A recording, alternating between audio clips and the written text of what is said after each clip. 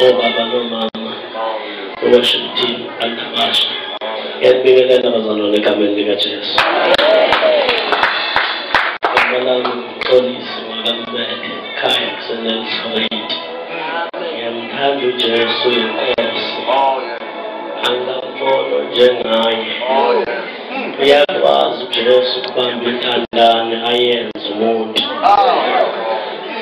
uJesu uyakwazi ukubamba umuntu odelelekile ayenze umuntu. Uyakwazi uJesu ukuhamba nomuntu la abantu sebamlahla ahambe naye. Abantu baphelile athi yena ngiyaqala ngalo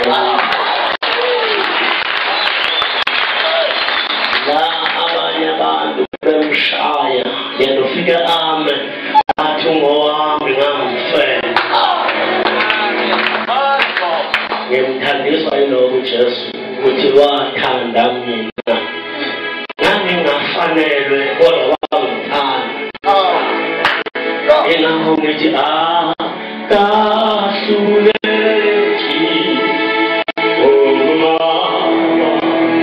Baba wethu akahluleki Jesu wami akahluleki Baba wethu